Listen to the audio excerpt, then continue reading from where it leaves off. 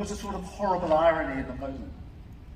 I'd just picked up an award for work I'd done on the death penalty, which in my own way was about trying to save people's lives. I'd gone to the hospital, hoping to tell my mum about it. And there, in front of me, those 4 nurses were working to save her life. When that long day was over, I thanked them for what they'd done. And they said to me, "We're just doing our job." And they were. They were doing their job for my mum that night, somebody else's mum the night before, somebody else's mum the night after. But that's not just a job, it's a calling. So when I think of the extraordinary dedication of doctors and nurses working to keep people alive as the COVID virus took hold, I know what that looks like. I understand what that means. So just as we stood on our doorsteps and applauded, let this conference ring out its approval to the NHS staff. Truly.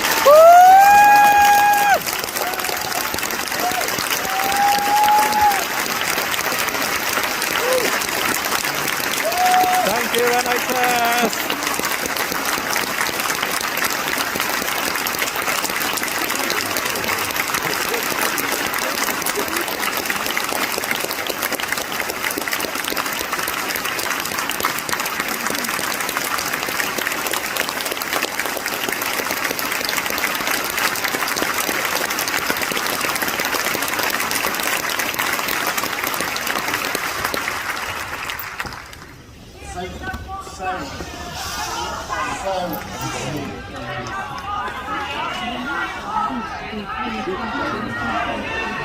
Shouting slogans or changing lines conference.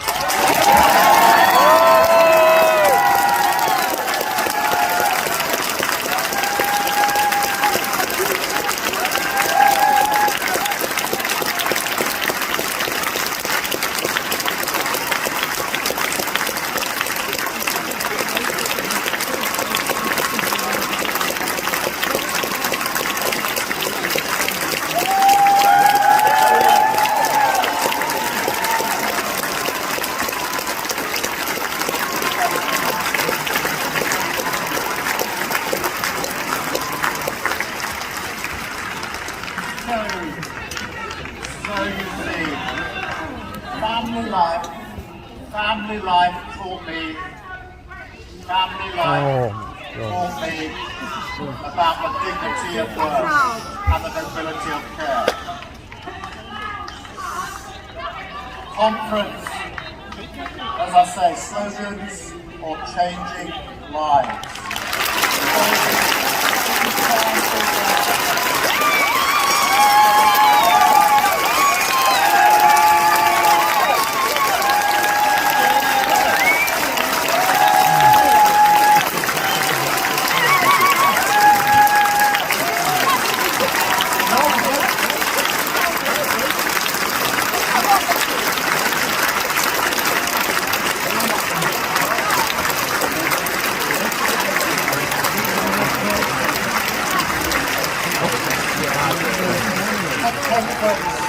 Oh, here they are with the rust out. Even with a name like Keir, I was never one of those people reared for politics.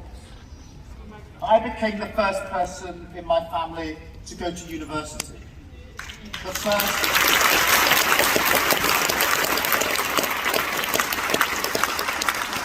to go into the law. And every day as a lawyer, if you're a young radical as I was, you think of yourself as working for justice. You see people getting a raw deal and you want to help. Justice, for me, was not a complicated idea. Justice, to me, was a practical achievement.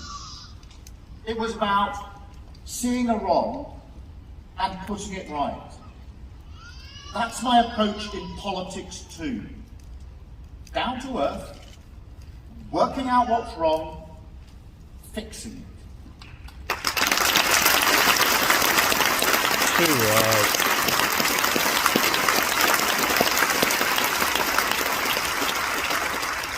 I had the great honour of becoming this country's chief prosecutor, leading an organisation, the Crown Prosecution Service. 3 very important words. Crown brings home the responsibility of leading part of the national legal system. Prosecution tells you that crime hurts and victims need justice to be done.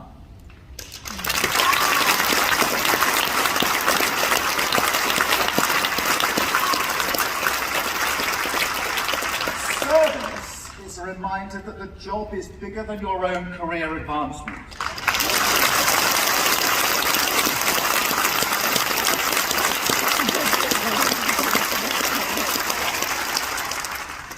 I will always remember the day that John and Penny Clough contacted my office. Their daughter Jane was a nurse who'd been the victim of terrible domestic abuse. After repeated assaults, Jane summoned the very great courage to report her partner. He was arrested and remanded in custody. But then, very much against the wishes of the Clough family, he was let out on bail. Jane lived in constant fear that he would return to harm her. She tried to ensure she never travelled to work alone.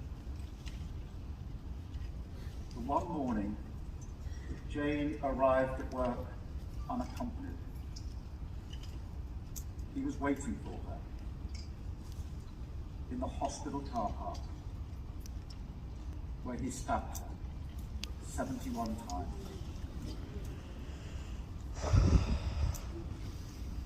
When Jane's parents got in touch, my office advised me not to see them. You can't get emotionally involved in cases, they say. I replied, if I haven't got time to see the parents of a young woman who's just been murdered, then what am I doing in this job?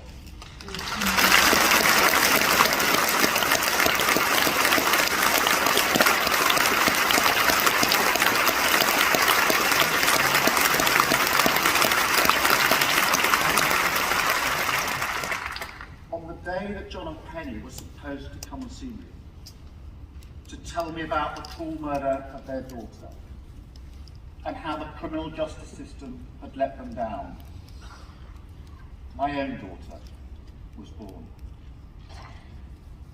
We had to push back the meeting. It was an incredibly emotional day for all of us. As I listened to John and Penny tell me Jane's story, I knew that a great injustice had been done. I made a promise to John and Penny at the end of that first meeting that I would work with them to make sure that no other family went through what they'd been forced to endure. And we rolled up our sleeves and we changed the law. I am delighted to say that John and Penny have become good friends of mine, and I am beyond honoured that they have joined us here today, confident.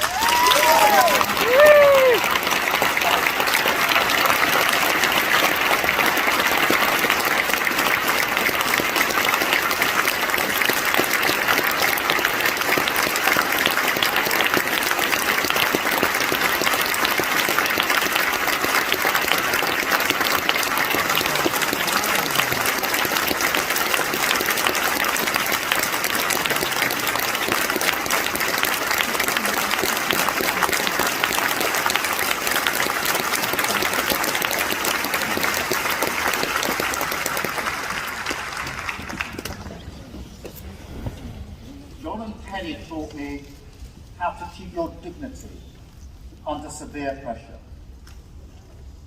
Doreen Lawrence taught me the same lesson.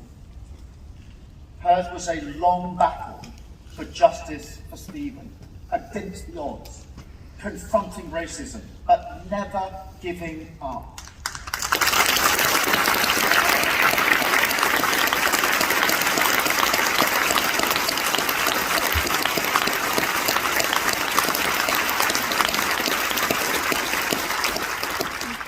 Her courage and resilience over 28 years is impossible to describe in words. I honestly don't know how I would cope if anything happened to one of our children. I do know that I am humbled by John, by Penny, and by Doreen.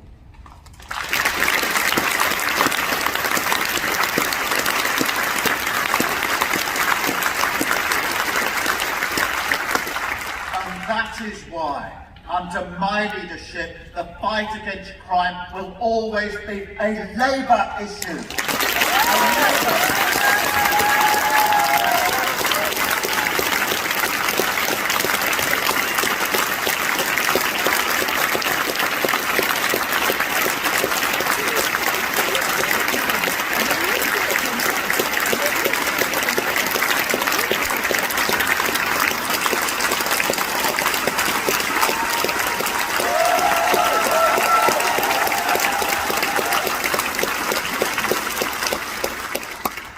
Labour will strengthen legal protection for the victims of crime. We will not walk around the problem, we'll fix it.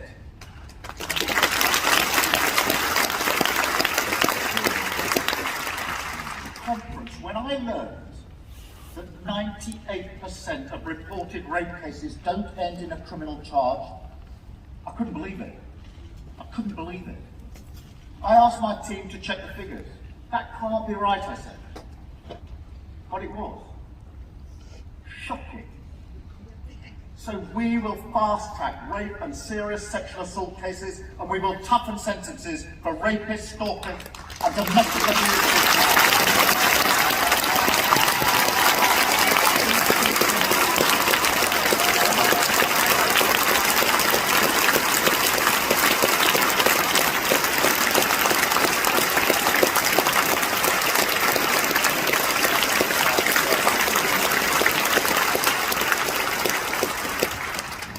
This is part of who we are, because it's part of what I am.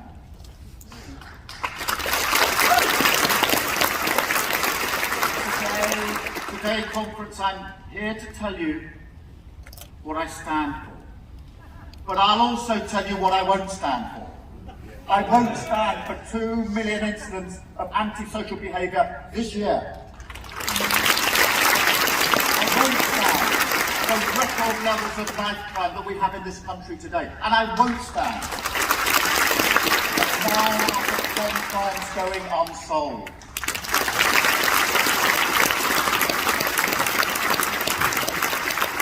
Under the Tories, the criminal justice system is close to collapse.